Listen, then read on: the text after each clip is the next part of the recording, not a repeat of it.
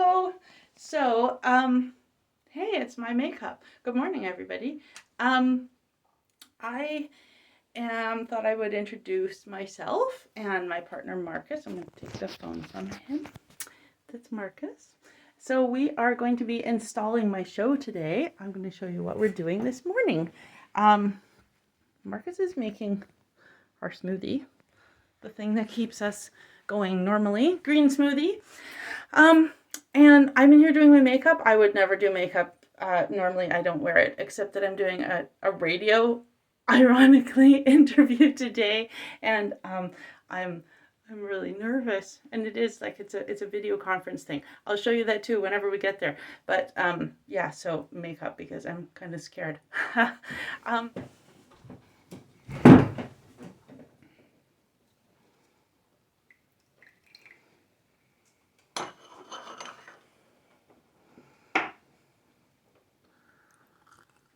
A little bit of backstory on what's going on here.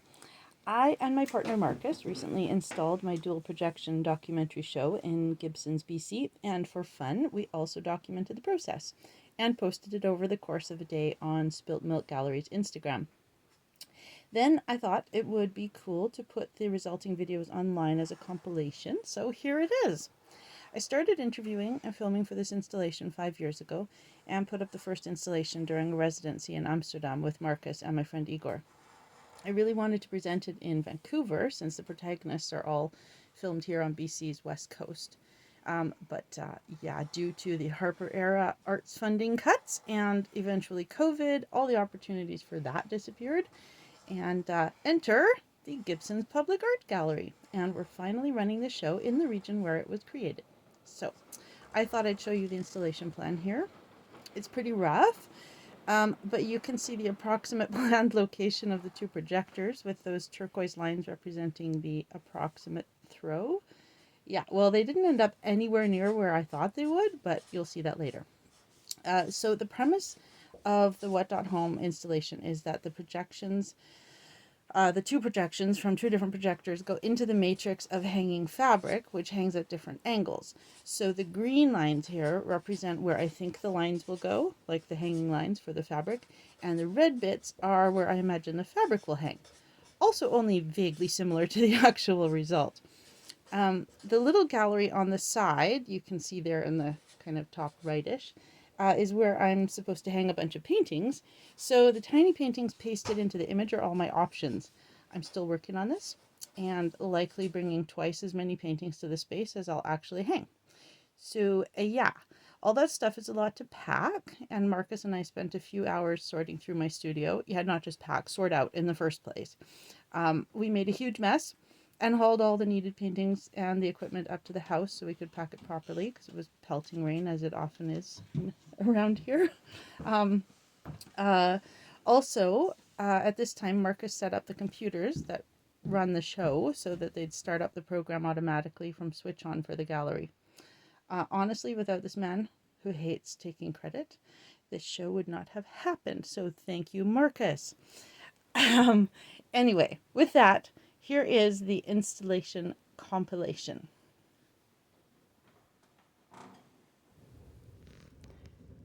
So here we are, beginning our trip to Gibsons BC to install the show. And I'm starting my, hi Marcus. Hi. Record keeping of how it's going. Here's our car full of all the stuff.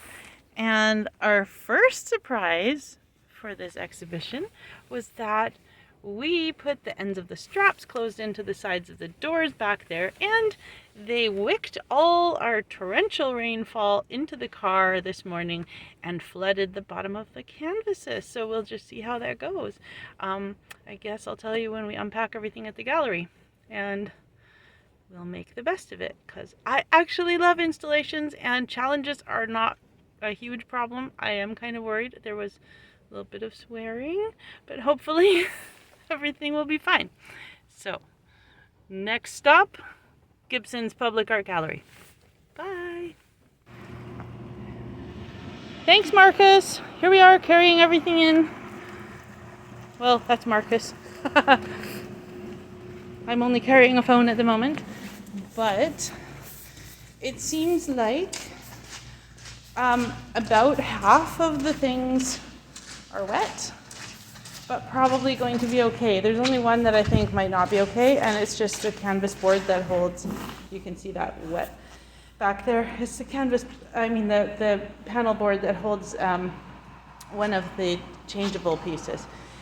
So not a tragedy, and hopefully everything else will dry out. We'll see. Here's the gallery.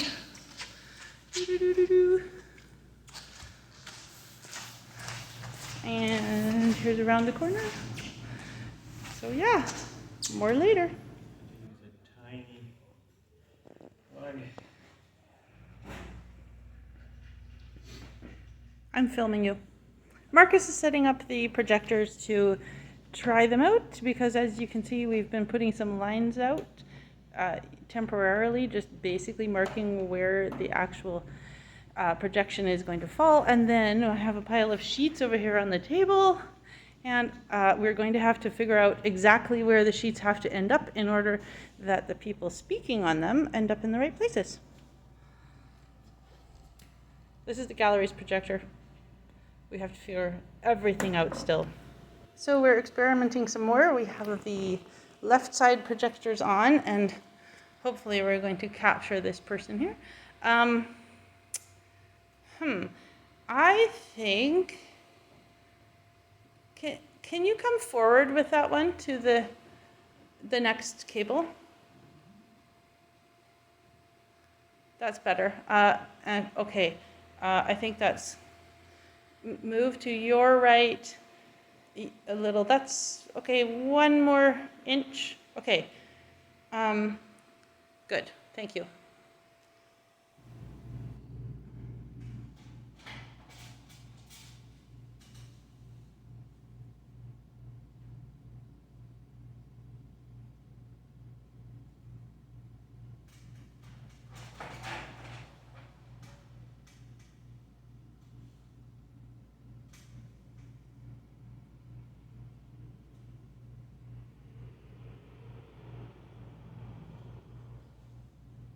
It's such a slippery fabric. Okay. You might wonder, why am I laying on the floor next to all my fabric? The reason is because I have long COVID on top of some autoimmune issues and also now apparently some kind of arthritis in my spine. So, which may or may not be related to some of those things. But I wanted to talk about this partly because I think it's important to be transparent. No, I don't just come to this fabulous gallery and do all the work myself. I am doing it mostly with a huge amount of help from Marcus over there, because I couldn't possibly do it alone because of these things. And I'm doing this Instagram takeover for SpiltMilk, which is, of course, tons and tons of mothers. And you know what? A whole lot of my friends who are now middle-aged mothers are also experiencing various kinds of disability.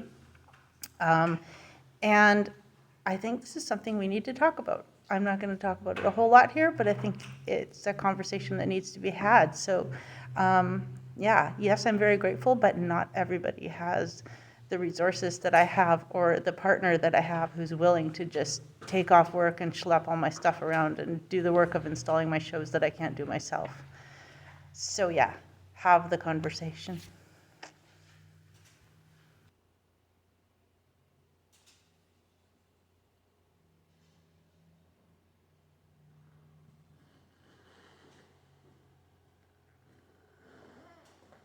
Oh boy, that's exciting. Trying. It's a slightly different shape of space, so it's a little different. And every time, basically what we do is we hang this grid of wires up there, which is where I think the fabric pieces are going to hang. And then I have to go figure out where they actually need to go in order to catch the videos that come from different angles. And I actually love it. Actually, through talking to me, opened up to a place where they were questioning their own involvement in the culture that we're building, or their own kind of engagement with other cultures. And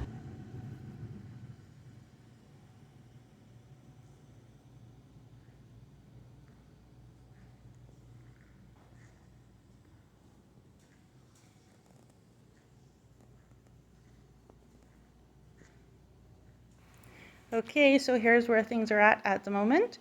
We have most of the fabric hung up. We have been working on this curtain to keep some of the light spillage out of the gallery because, as you can see, we need to see the projections. And some paintings are going up. We now kind of are in the last bits. Here's Ingrid hanging up. Thank you, Ingrid.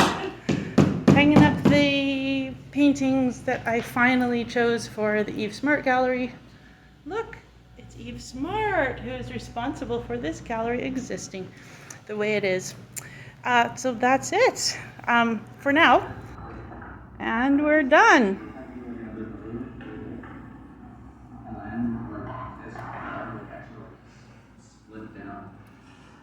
So this is my newest. This is my home, and I kind of know what it was like way back when it was whole. I kind of have a few memories of that. Before colonialism happened, before the first white person stepped on, I kind of had a feeling what that was like. And not only feeling, now and again during sleep times and that, somebody will come and visit and tell me stories too. And this is it. There's an old lady that does that with me. But she does that because this is my home. Because I have talked a lot, made a few little changes. Haven't made much, but I've been pretty active in my life and I have been part of some change, which is good. And that's something that they couldn't take away from me. They tried to take her power away. That's something they couldn't take away. Knowledge and power. And the remains of setting up. And this is the Eve Smart gallery with a few things in it. But I love the sound of them. I love the rooster, and they would follow me around the garden. It was great because in the fall I'd let them in and they eat up all the weeds and stuff and clean up. And we decided to put one piece out here, just in the middle, kind of as a focal point on the back wall. I collect rhododendrons, I have lots of them. And As far as I'm concerned, yeah. The flowers are as beautiful as the leaves. So that's the show. For instance, I'm standing right next to a rhododendron as a ponticum and variegated leaves. That means there's two different colors, more than one color on the leaf.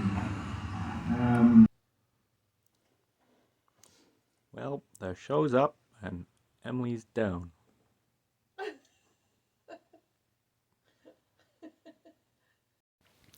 So yeah, we are done and back at the cottage we had to rent to stay here and set up the show.